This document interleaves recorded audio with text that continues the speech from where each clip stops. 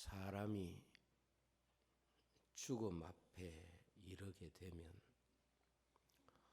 사람의 마음에 마지막 죽음 앞에서 그리워하는 두 가지 대상이 있다고 합니다. 하나는 관계의 대상인 자식을 그리워하고, 다른 하나는 자신이 태어나서 자랐던 고향을 그리워한다고 합니다. 그래서 사람이 어디에 살든지 죽을 때가 되면 고향으로 돌아가고 싶은 마음이 있고, 또 흩어져 사는 자식들을 마지막으로 한번 보고 싶은 그런 소원을 갖게 됩니다. 때문에 사람이 고향에서 임종을 하는 것을 사람은 큰 복으로 생각하고, 또 임종을 지키는 것이 부모에 대한 자식의 마지막 도리처럼 중요하게 생각하는 것이 보편적인 가치관입니다. 고향과 자녀, 이 두 가지 주제는 사람이 이 세상에 살았다고 하는 가장 일반적인 증거입니다. 사람이 이 세상에 왔다가 갔다는 마지막 증거가 바로 자녀고 고향입니다. 자녀는 내가 살았다고 하는 생명의 증거고, 고향이라고 하는 것은 내가 세상에 살았다는 시간들을 담고 있는 환경적 증거라고 볼 수 있습니다. 사람 한 평생이라고 하는 것이 자신이 세상에 남겨두고 가는 흔적이 바로 자식과 고향이기 때문에 마지막으로 인생은 죽음 앞에서 그 고향과 자식을 그리워한다 하는 것입니다. 그래서 사람의 일반적인 생활은 이 두 가지에 자신의 모든 삶을 다 바칩니다. 사람은 자기 자식을 위해서 일생을 수고하고 희생하면서 그렇게 살아갑니다. 다음으로 자신의 삶이 이루어지는 삶의 환경을 넓히고 자신의 삶의 환경을 지키는 일을 일생 동안 수고하고 노력하면서 그것을 이루고 지키면서 살아갑니다. 왜냐하면 그것이 내가 이 세상에 와서 살았던 가장 중요한 흔적이기 때문에 내가 남겨놓은 자식이 잘 되기를 원하고, 내가 살았던 흔적이 크고 남들이 그 흔적을 보면서 내 삶이 성공했다 이렇게 인정해 주기를 원하는 것입니다. 그러므로 우리 인생이 이 세상에 살면서 자녀의 삶은 자신의 생명을 남기는 방식이고, 고향은 삶의 자취와 역사를 남기는 환경이기 때문에 이 두 가지에 사람은 얼마나 많이 노력하고 자기 인생의 모든 삶을 거기에 투자해야 후회하지 않을 것이라고 생각하는 것입니다. 그래서 사람은 아무리 불효자라도 자식이 있어야 된다고 생각하고, 사람은 이 세상에서 자신이 살아온 삶의 환경에 성공이라는 증명서를 남기고 싶어 하는 것이 인생의 모습인 것 같습니다. 성경도 보면은 사람의 마지막이 대부분 이런 비슷한 구조를 우리에게 보여줍니다. 고향을 찾게 되고 자녀를 부르는 모습이 마치 그 옛날 이스라엘 사람들의 이야기지만 우리에게 매우 동질적 공감을 주는 그런 친숙한 모습을 갖고 있습니다. 우리가 아브라함의 후손들을 보면 그들의 죽음에도 이 두 가지가 항상 등장합니다. 죽음 전에 자식들을 불러서 자식들을 위하여 하나하나 축복하는 내용이 이삭에게도 야곱에게도 심지어 요셉에게도 나타나는 현상이고, 그리고 그들이 어디에서 죽었든지 다 조상이 묻힌 그 고향의 막벨라 굴에 묻히기를 원했던 것을 보게 됩니다.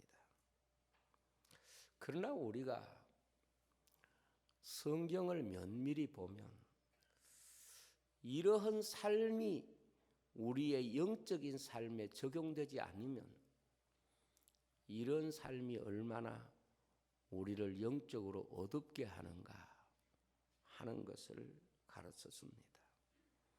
바울에게는 이 고향이라는 개념과 자녀라고 하는 개념이 전혀 다르게 해석되고 있는 것을 보게 됩니다. 먼저 그는 육체의 자손이 없었습니다.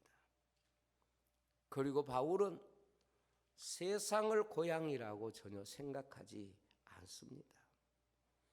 그래서 나는 이 세상에서 행인과 나그네로 살아가는 것이지 이 세상 어디에도 내게 본향은 아니라 하나님의 나라를 본향이라고 생각했고, 그가 진정으로 마음에 두고 있는 고향 같은 곳은 바로 그가 복음을 전함으로 남긴 교회가 그의 마음속에 고향 같은 개념으로 해석되고 있다는 것을 알 수가 있습니다.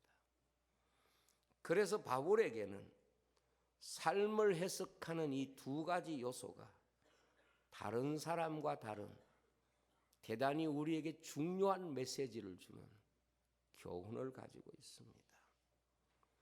바울은 육신의 자손이 없었습니다. 그러나 바울은 영적인 자녀가 많았다는 사실을 성경을 통해서 우리에게 강조하고 있습니다. 바울은 세상에서 가야 할 고향의 의미는 그에게 하나도 없었습니다.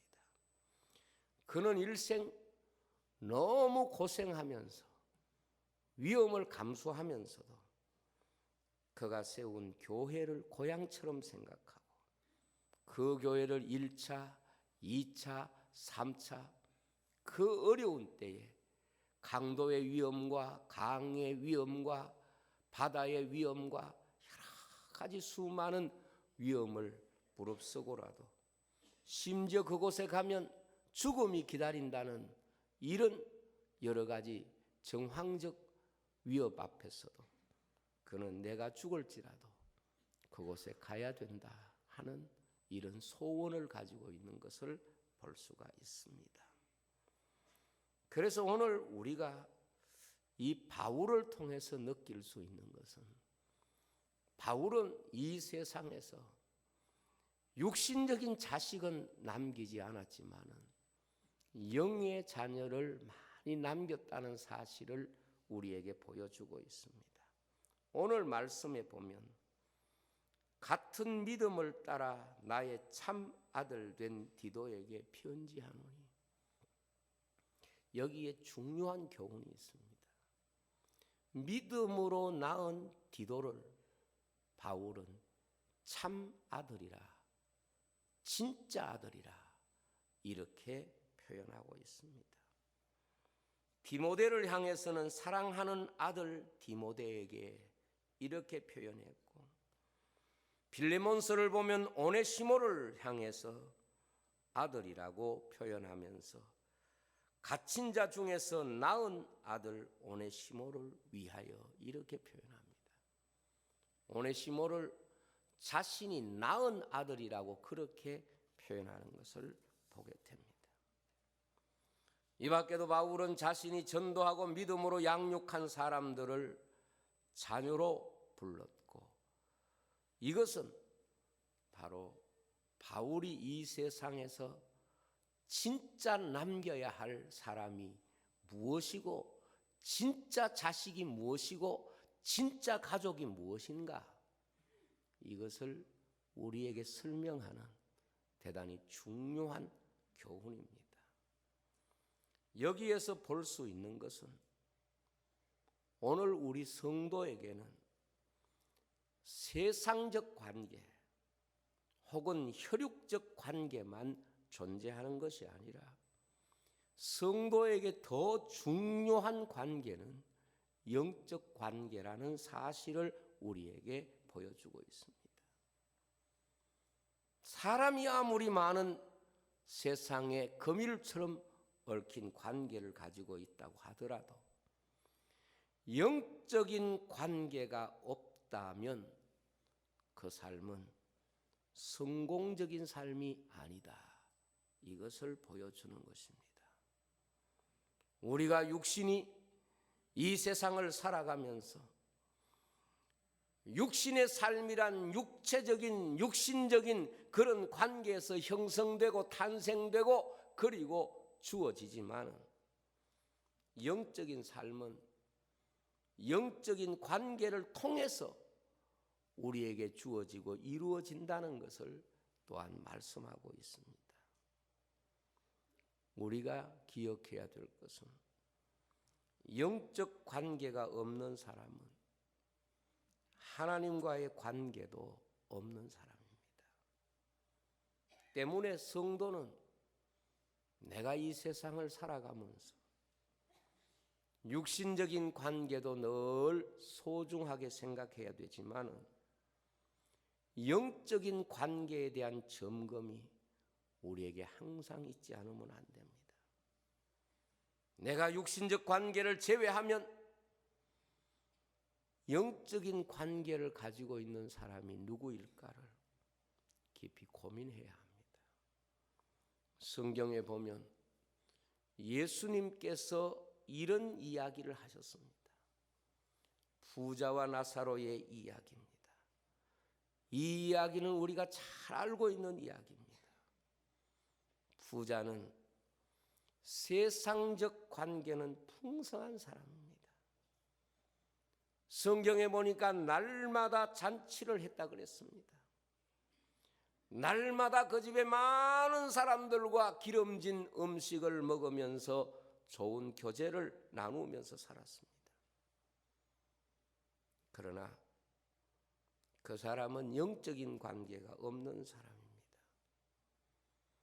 세상적인 교제는 아주 풍성하고 육신적인 관계는 매일 그의 집에서 이루어졌지만 영적인 관계는 전혀 없는 인생으로 살았습니다. 그가 죽고 난 뒤에 엄부에 떨어졌습니다. 그리고 나사로를 통하여 자기 혀를 좀 서늘게 해달라고 물 한 방울만 달라고 간청하는 장면이 나옵니다. 이때 아브라함이 그에게 말합니다. 세상에 모세와 선지자가 있으니 그들에게 듣지 않으면 죽은 자가 살아간다고 해도 소용이 없다고 말씀하면서 네가 남겨놓은 세상의 5 형제가 아무리 세상에서 지금 많은 인간관계를 가지고 성공적인 그런 세상적 관계를 가지고 산다고 하더라도 영적인 관계가 만약 없다면 그는 결코 하나님의 나라를 알 수도 없고 구원의 세계를 소유할 수도 없다. 이것이 그 주님의 이야기에서 얻을 수 있는 중요한 메시지입니다. 오늘 우리가 이 세상을 살면서 언제나 영적인 유익을 나누는 관계를 점검해야 합니다. 사람이 영적 유익을 나눌 수 있는 관계가 없는데 신앙생활에 성공했다. 이것은 말이 되지 않습니다. 우리가 가장 영광스럽게 생각해야 할 것은 세상적인 관계로 내 자신의 신분을 설명하는 것이 아니라 영적인 관계로 내가 부를 수 있는 이름이 있고 내가 영적인 관계로 만날 수 있는 사람이 있다면 이것이 바로 복된 사람이라고 말할 수 있습니다. 오늘 우리 성도가 저분은 내 믿음의 어머니다. 저분은 내 믿음의 아버지다. 저분은 그리스도 안에서 진실로 믿음으로 함께 하나님의 나라를 보는 소망의 통역자다. 이렇게 다른 사람에게 불려질 수 있다면 이 사람이 복된 사람입니다. 세상에서 가장 복된 사람은 저 사람 때문에 내가 예수 믿었고 저분을 통하여 새 사람이 될 수 있었다 그 말을 하면 그 사람은 면류관을 가진 사람입니다. 바울도 세상적으로 자랑할 수 있는 배경과 관계가 많이 있었습니다. 그러나 그것이 하나님 앞에 설 때 별것 아니라는 걸 알았습니다. 그리고 그가 복음을 전하고 영적인 관계를 가진 믿음의 자녀들이 바로 그의 면류관이라는 사실을 고백하고 있는 것입니다. 우리가 언젠가 주님 앞에 서게 될 때에 주님이 인생에게 물으시는 질문은 우리의 모든 영적인 관계일 것입니다. 영적인 관계가 주님 앞에 인정받지 못한 사람은 염소처럼 주님의 나라에 들어갈 수 없다는 것을 우리에게 알려주는 것입니다. 성경에 주의 이름으로 다 같은 일이지만은 주의 이름으로가 왜 전제되어야 하는가 하면 영적인 관계가 성립되지 않으면 그것은 하나님 앞에 설 때에 상급도 될 수 없고 의미도 될 수 없다는 것을 우리에게 말씀하는 것입니다. 바꾸어 말하면 내가 세상을 떠날 때 어떤 영적 관계를 남겨놓고 떠나느냐, 이 주제가 인간에게 가장 중요한 주제입니다. 내게 믿음의 계승자가 있느냐, 이 물음이 우리에게 주어져 있습니다. 정말 내 충성의 계승자가 있느냐, 이것이 우리가 주님 앞에 설 때까지 결코 잊지 말아야 할 주제입니다. 적어도 우리가 주님 앞에 설 때에 나는 내 믿음을 누구에게 물려주고 왔습니다. 내 충성을 누구에게 물려주고 왔느냐, 이 주님의 물음 앞에 바로 바울처럼 자신의 믿음의 아들을 이야기해야 합니다. 자신의 믿음의 계승자를 이야기할 수 있어야 합니다. 성도가 이 세상에 남길 것이 육체에 속한 것이 아닙니다. 성도가 세상에 살면서 남길 수 있는 것은 영적인 것입니다. 온 세상을 다 물려주어도 영적인 것을 남겨주지 못하면 물 한 방울도 얻지 못하는 일이라는 것이 예수님의 말씀입니다. 너의 믿음을 물려준 영의 자녀가 있느냐? 네가 살면서 진정으로 하나님의 나라를 본향으로 바라보면서 살았느냐? 이 두 가지 질문이 인생의 삶에 주어진 하나님이 주신 물음입니다. 하나님의 나라를 고향으로 생각하는 사람의 특징은 이 세상에서 자신의 본향이 바로 교회로 인식하는 사람입니다. 왜냐하면 이스라엘 백성들은 자기 고향들이 있지만 언제나 그들의 본향에 대한 개념은 성소였습니다.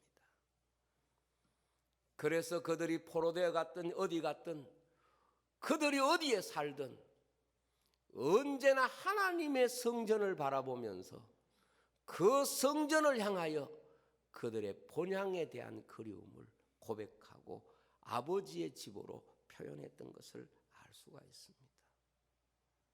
왜냐하면 교회는 내가 영적으로 태어나고 영적으로 성장한 곳이기 때문에 그렇습니다. 미국에 유학을 갔던 어떤 청년이 제게 이런 이야기를 했습니다. 미국에 유학 갔을 때는 그렇게 외롭더라는 거예요. 정말 외롭지 않겠습니까? 지금이야 그렇지 않지만은 과거에 전화도 제대로 안 되고 소위 말하면 모든 그런 관계가 거리만큼 멀어져 있을 때 그렇게 외로웠다는 거예요. 우리 가곡 중에서 고향 생각이라는 노래 있잖아요. 해는 져서 어두운데 찾아오는 사람 없어 밝은 달만 쳐다보니 외롭기 한이 없다. 내 동무 어디 가고 나 홀로 앉아서 이 일 저 일을 생각하니 눈물만 흐른다. 이게 미국 유학 가서 어떤 분이 작곡한 가곡 아닙니까? 어떻게 보면 다 사람이 그런 거예요. 그런데 이 청년이 유학 생활을 하면서 고향에 대한 그리움이 그렇게 강한 거예요. 미국 가면은 사람들이 고향에 대한 그리움이 있어서 이런 말들까지 한다고 해요. 까마귀도 고향 까마귀는 반갑다고. 이런 이야기까지 한다는 거예요. 그런데 말이에요. 이 청년이 미국에 가서 교회에서 은혜 받기를 시작한 거예요. 은혜 받기 시작한 거예요. 그런데 영어를 잘 모를 때는 잘 몰랐는데 미국에서 생활하면서 영어가 들려지고 영어의 어떤 뜻과 해석이 한국에서 있을 때보다 좀 다르게 느껴질 때는 이 미국 교회에서 듣는 설교가 영어로 들으면서 과거보다 훨씬 성경을 또 다르게 깊이 느껴지게 되더라고요. 영어로 그곳에서 예배드리면서 찬양도 과거보다 우리가 번역해서 부르는 찬송보다 또 원래 가지고 있는 뜻이 더 마음에 깊이 느껴지더라고요. 그러면서 교회에 은혜 받기 시작하면서 교회에 나가서 말씀을 통하여 은혜 받고 예배 은혜 받으면서 고향 생각이 별로 안 나더래요. 심지어 한국에 나와도 그 교회가 있는 곳이 그리워서 빨리 가고 싶은 거예요. 한국에 나와 있으니까 되게 나오고 싶은데 막상 나와 보니까 별로 재미가 없는 거예요. 옛날 친구 만나봐야 별로 그렇게 소위 말하면 영양가 있는 이야기도 별로 없는 거예요. 나올 때는 그렇게 그리워서 나왔는데 그래서 제가 그 청년의 이야기를 들으면서 그 이야기가 들었습니다. 우리가 어디 가서 진정으로 교회를 통하여 은혜 받기 시작하면 그것이 내게 제2의 고향이 되는 거예요. 어디 가서 그곳에 은혜 받게 되면 그것이 내 고향보다 더 본질적인 고향의 의미를 가지게 되는 거예요. 잘은 모르지만 이 김천이 고향이 아닌 분들 가운데서 우리 교회 와서 신앙생활의 즐거움과 감사를 느끼게 되면 김천이 여러분들이 가졌던 살았던 어떤 고향보다 저 정답고 중요한 도시가 될 수 있다고 저는 믿습니다. 여러분, 오늘 말씀은 바울 사도가 이렇게 말합니다. 하나님의 종이요 그리스도의 사도라 그렇게 자신의 신분을 고백합니다. 바울은 그 자신이 살던 시대에 모든 사람을 다 나누면 삶의 신분이 두 가지 중에 하나였습니다. 하나는 자유자고 하나는 종이었습니다. 지금은 그런 것들을 우리 사회에서 이해하기가 어렵지만 바울이 로마 시민권을 가지고 있던 그 시대는 사람들을 다 합쳐서 둘로 나누면 종과 자유자 이렇게 나눌 수가 있었습니다. 자유자는 그야말로 자기 마음대로 살아갈 수 있는 자유가 주어진 자유. 종은 자기 마음대로 살 수 있는 것이 하나도 없는 그런 종으로 사는 사람입니다. 근데 재미있는 것은 다른 사람도 아니고 사도 바울이 로마 시민권을 가진 바울이 자신의 신분을 설명하면서 당시에 종이라고 표현하고 있습니다. 다른 사람 같으면 종이라는 표현이 그래도 설득력이 있겠지만 바울은 자유자 중에서도 가장 그 자유를 강하게 풍성하게 법적으로 제공하고 누릴 수 있는 로마 시민권자입니다.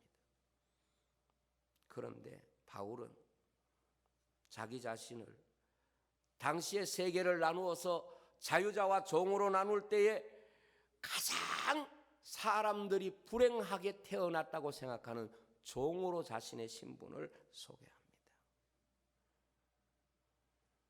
종과 자유자의 개념이 바울에게 있어서 영적으로 새롭게 해석되고 있는 것을 보게 됩니다. 자유자는 무엇입니까? 자기가 가고 싶은 대로 가고 자기가 하고 싶은 것을 하고 자기가 누리고 싶은 것을 누릴 수 있는 게 자유자입니다.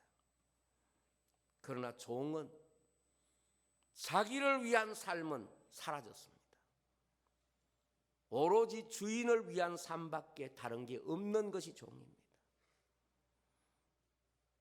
자유자나 종이 먹는 음식이 다르고 사는 집이 달라서 다른 게 아니라 신분적 소속이 전혀 달랐습니다. 그런데 바울은 이것을 새롭게 해석합니다. 무슨 뜻인고 하면 나는 예수 그리스도의 종이다. 다른 말로 하면 세상의 종이 아니다. 그런 뜻입니다. 그리고 바울이 볼 때에 예수 그리스도의 종이 되지 않으면 그는 죄의 종이고 세상의 종이고 육체의 종으로 살아간다. 이것입니다. 그래서 바울은 자신은 그리스도를 위하여 자신의 자유를 다 주었지만 죄에 대해서 세상에 대해서 육체에 대해서 자기를 더 이상 구속할 수 없는 그것으로부터 그리스도 안에서 참 자유자가 되었다는 것이고 세상은 하나님의 종으로 사는 것은 아니지만 그들은 이 세상에서 사단의 종으로 살고 죄의 종으로 살고 육신의 종으로 살아가는 것이 바로 바울이 보는 판단인 겁니다. 쉽게 설명하면 이런 것입니다. 탕자의 이야기가 있습니다. 탕자는 아버지에게 자유하는 것이 자유라고 생각했습니다. 그래서 아버지를 떠나갑니다. 자기 마음대로 하는 것이 자유라고 생각했습니다. 그래서 자기가 하고 싶은 대로 삽니다. 그런데 그가 시간을 지나고 보니까 아버지 밑에서 아들로 있는 것이 자신의 삶에서 가장 큰 자유를 누리는 시간이라는 것을 깨닫게 됩니다. 그가 마음대로 사는 동안에 그는 종이 됩니다. 그는 올무에 걸리게 됩니다. 그리고 그는 버려진 인생이 되는 것입니다. 저는 우리 성도가 내가 그리스도에게 속한 사람이다, 이것에 대한 확실한 믿음을 가지면 세상의 종으로부터의 자유함을 누리는 대단히 놀라운 영적인 그런 은혜를 경험하게 된다고 믿습니다. 그러나 우리가 그리스도의 종으로 살아가지 않으면 않을수록 세상의 많은 것들이 우리를 지배합니다. 그래서 성경에 보면 한 사람에게서 귀신이 나갔습니다. 주님이 그 주인이 되지 못하면, 귀신이 다스리면 그가 정말 자유하냐? 그렇지 않습니다. 모든 것이 그의 삶을 지배해버립니다. 여러분, 예수를 믿지 않는 사람들이 예수 믿는 사람들 보면 저렇게 매여가지고 사느냐, 이렇게 생각할 수 있습니다. 그러나 우리가 좀 더 성숙한 믿음의 자리에서 보면 성도만큼 놀라운 자유를 누리고 사는 사람이 없습니다. 진리를 알지니 진리가 너희를 자유케 하리라. 저는 우리 성도들이 이 세상에서 예수 그리스도를 위하여 자신을 드림으로 죄와 사망과 사탄의 권세로부터 그리스도가 자유케 하신 이 자유를 누리는 진정한 자유자가 되어야 한다고 믿습니다. 성경은 너희를 자유케 하기 위해서, 우리에게 너희를 자유케 하기 위해서 너희에게 자유를 주신 그 자유를 가지고 소위 말하면 다시 죄에 얽매이고 다시 죄에게 종노릇하게 되면 이것은 더 비참한 인생이 된다, 이것을 말씀하고 있습니다. 저는 우리가 이 세상에 살면서 육체적으로 보면 사람은 고향을 남기고 자식을 남기고 갈지 몰라도 하나님 앞에서는 우리가 영의 자녀를 물어볼 것이고, 그리고 영의 본향인 하나님의 나라를 바라보고, 그리고 이 땅에 주님의 거룩한 제단을 어떻게 고향으로 섬겼는가, 이것이 하나님이 인생에게 물어보시는 가장 중요한 질문일 것이고, 우리는 그 질문 앞에 주님께 답해야 되는 이런 삶을 사는 인생인 것입니다. 기도하겠습니다.